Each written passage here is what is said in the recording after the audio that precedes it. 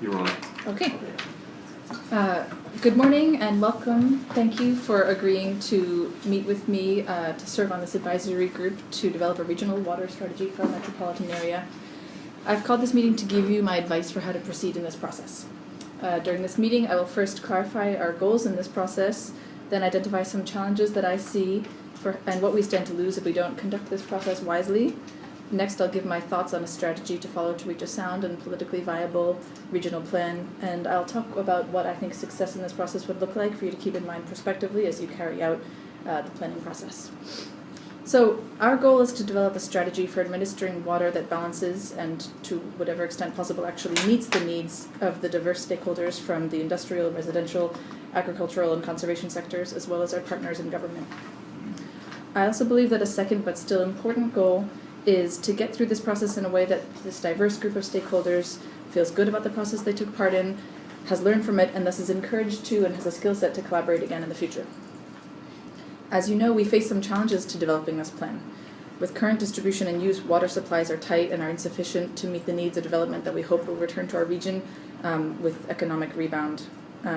If we don't develop a strategy to, as far as possible, meet the needs of all the stakeholder groups involved, we will see rising conflict that could really strain the relationships in this community and ultimately tear it apart. I'm also concerned that if we don't act wisely and proceed in a way that everyone is on board with, our process could be undermined by parties who feel disenfranchised or who don't want to collaborate on a solution. So how do we navigate this delicate task with our eyes open to arrive at a sound solution? I'm very confident in your abilities and those of the experts that you tap to make sound judgments about a plan to share and distribute the water, but I don't want you just to rely on expertise to engineer the best solution to this problem. I want a plan that is developed to be the result of an informed consensus that has the backing of everybody needed to implement it. Political viability is one key factor we need, and an expert solution won't necessarily get us there. You have been selected to be part of this advisory group because of your expertise and credibility to deal with this policy and decision-making effort. You have the authority to convene a credible process. However, I think we will end up with a stronger and more politically viable solution if we directly involve stakeholders who we see as likely to be in conflict over the decision-making effort. I suggest you bring in a professional neutral facilitator who can aid in involving stakeholders in the proposal-generating process and who can help solidify participants' confidence in the neutrality of the process, since disagreements are likely to be politically charged. Here's how I suggest you proceed. Hire an experienced neutral, as I said. Begin by conducting a situation assessment. This means meeting with representatives of each of the stakeholder groups I previously mentioned and anyone else who thinks they should be included in the process, and discuss with them what their needs are for water, what their interests are, and how they'd like to see a regional plan develop. After you've conducted that assessment, distill down the results of your research and communicate to the public the parameters of the problem and what are some of the preliminary avenues that could be pursued to reach a plan.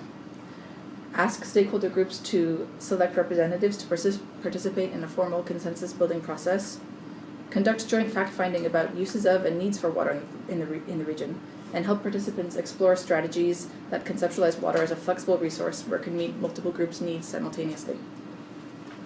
Here you can bring in your own expertise, and by all means, we want everyone to agree together on the facts that we're going to use to make the recommendations together. Invent options based on the results of the information gathering. Help participants in the process find ways to add value to the resources you're dealing with and invent mutually acceptable solutions. If necessary, bring other issues besides water to the table. These groups intersect and overlap in a number of areas that affect our planning strategy. And it might be that if we add in other ingredients, we're able to package solutions that are more acceptable to everyone. Excuse me. Help representatives caucus the various options with their constituencies and clarify their interests and needs. And help them package options together in a way that everyone can agree to and have them all endorse an agreement for a strategy. And then they will turn that recommendation over to you to formalize, and then that's what we would implement. After we engage in this process, how will we know that we've succeeded?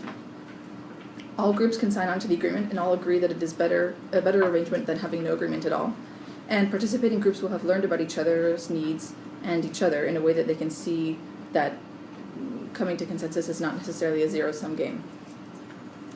I think that this is the best strategy, not only because collaboration improves the quality of the decision, but it also makes it more implementable.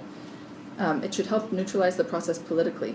If it has extremely widespread support, both the media and the state government who have been less than favorable about developing a regional water plan would have a hard time criticizing it if everyone really backs it up.